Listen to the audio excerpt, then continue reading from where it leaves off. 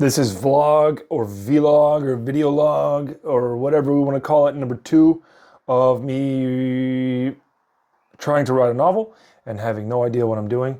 And, after I think it's been maybe 2 weeks since I did my last one of these, actually putting myself in the process of writing and actually setting aside something to do every day. Another thing I decided to do was no 0 days, meaning that I don't necessarily have to write every day, but I have to do something. I don't necessarily have to write on the manuscript every day, but I have to do something. I have to take notes, I have to outline, I have to brainstorm. Yeah, and something that I had the realization of, and it takes me a while, I guess, to have these realizations, is that people are unique in everything that they do. And we always try to find, and people, if you want to do something, like for instance, writing, I'll spend hours watching YouTube videos or reading books about writing or whatever. And all of them say the same thing, which is the hardest thing to do, which is to develop your own style and your own routine of writing. And I used to just pore over books of or these things I'd find of like famous writers or famous musicians, and they're like, what their day-to-day looked like and what they had to do, and like they were trying to find this certain whatever to make the muse come to me or whatever. And all that is well and good and fine, but all that is based particularly to the person who is creating. And it's not that maybe I was wrong for reading all these routines.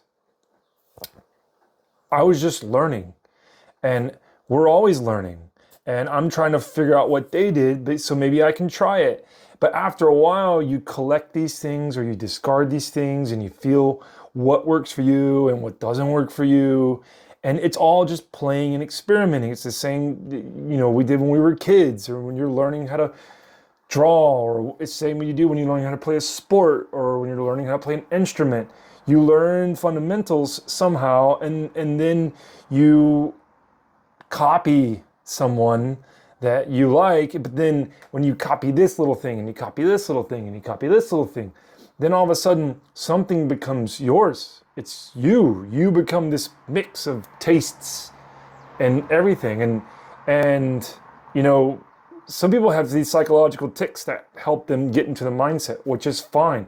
But I would argue that an artist or a writer or a painter or anything earlier in their career has wildly different habits from mid-career and from late career. So me right now, putting myself in the driver's seat, I'm finally, after disciplining myself and